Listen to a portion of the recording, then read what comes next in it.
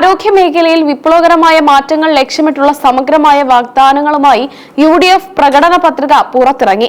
Budget വിഹിതം വർദ്ധിപ്പിക്കുന്നത് മുതൽ അത്യാധുനിക ഡിജിറ്റൽ സംവിധാനങ്ങൾ വരെ ഉൾക്കൊള്ളുന്നതാണ് ഈ പ്രഖ്യാപനങ്ങൾ. സംസ്ഥാന ബജറ്റിൽ ആരോഗ്യ മേഖലയ്ക്കുള്ള വിഹിതം ഗണ്യമായി വർദ്ധിപ്പിക്കുന്നുവെന്നതാണ് പ്രകടന പത്രികയിലെ പ്രധാന വാഗ്ദാനം. മരുന്നുകൾക്കും രോഗപരിശോധനകൾക്കുമായി പ്രത്യേകം തുക നീക്കിവെക്കും. കൂടാതെ ബജറ്റ് വിഹിതത്തിന് പുറമെ സ്വകാര്യ നിക്ഷേപങ്ങളും CSR ഫണ്ടുകളും സമാഹരിച്ചൊരു പ്രത്യേക ആരോഗ്യ ഫണ്ട് രൂപീകരിക്കുമെന്നും UDF ഉറപ്പു നൽകുന്നു. സർക്കാർ ആശുപത്രികളിൽ എത്തുന്ന രോഗികൾക്ക് ബെഡ് എന്നത് അവരുടെ അവകാശമാക്കി മാറ്റും. ആരും ആശുപത്രി വരാന്തകളിൽ നിലത്ത് കിടക്കേണ്ടി വരില്ലെന്ന് UDF പ്രഖ്യാപിച്ചു.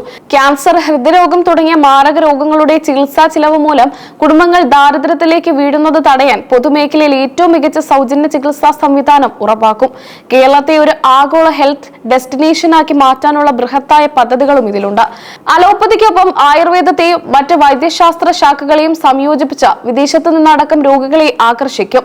ജിപ്മർ മാതൃകയിൽ ബിൽ രഹിത ആശുപത്രികൾ യാഥാർത്ഥ്യമാക്കുമെന്നും പത്രികയിലുണ്ട്.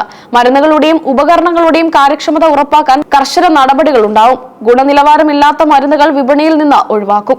ആശുപത്രികളിൽ ഉപകരണങ്ങൾ കേടായി കിടക്കുന്നത് തടയാൻ സംസ്ഥാന തലത്തിൽ പ്രത്യേക മെയിന്റനൻസ് ഏജൻസി സ്ഥാപിക്കും.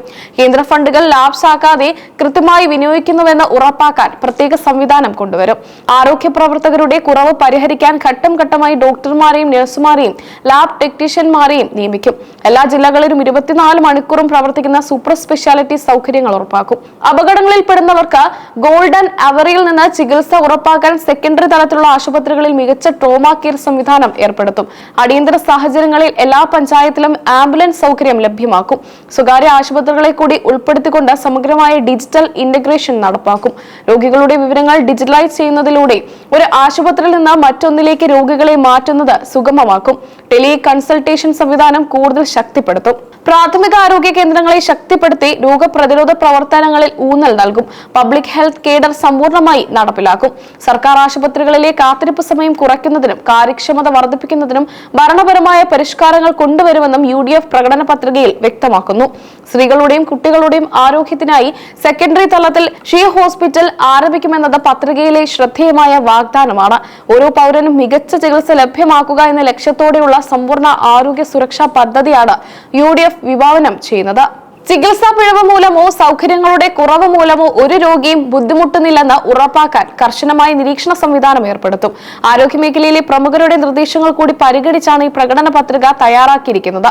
ഭരണപരമായ മികവിലൂടെയും സാങ്കേതിക വിദ്യയുടെ സഹായത്തോടെയും കേരളത്തിന്റെ ആരോഗ്യരംഗത്തെ ലോകോത്തര നിലവാരത്തിലേക്ക് ഉയർത്താനാണ് UDF ലക്ഷ്യമിടുന്നത്. ഈ വാഗ്ദാനങ്ങൾ പ്രായോഗികമാകുന്നതോടെ സാധാരണക്കാർക്ക് വലിയ സാമ്പത്തിക ഭാരമില്ലാതെ മികച്ച ചികിത്സ ലഭ്യമാകുമെന്നാണ് UDF നേതൃത്വം അവകാശപ്പെടുന്നത്.